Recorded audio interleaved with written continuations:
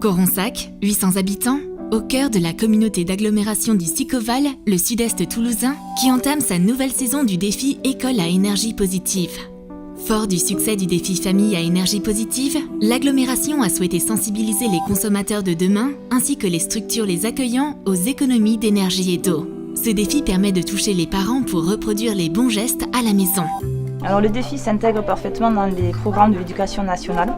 Au cours d'une première animation, les enfants cherchent les endroits où il y a des problèmes d'installation ou des problèmes de surconsommation en énergie.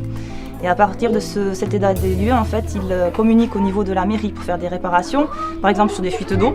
Ensuite, ils établissent une liste d'actions à mener au quotidien par toutes les personnes qui fréquentent l'école pour réduire les consommations en énergie.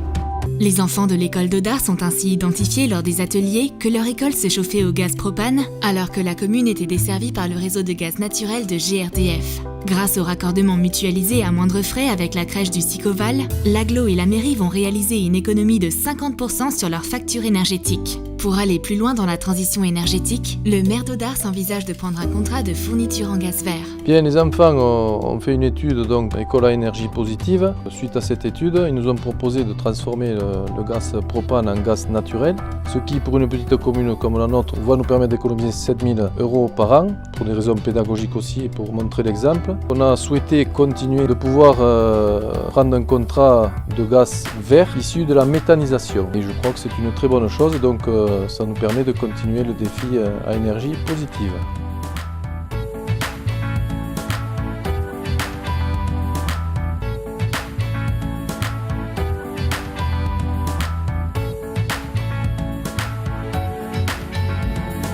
Je suis convaincu que les enfants qui ont participé à ce programme de sensibilisation aux économies d'énergie et d'eau adopteront des pratiques vertueuses et seront les premiers ambassadeurs, les ambassadeurs efficaces auprès de leur famille. Évidemment, en premier lieu, je tiens à remercier le service écologie et énergie du Sicoval, notre agence locale de l'énergie Soleval, mais aussi les enseignants et les personnels municipaux qui ont apporté tout leur soutien aux actions concrètes qui ont été mises en œuvre, souvent d'ailleurs sur proposition des enfants eux-mêmes.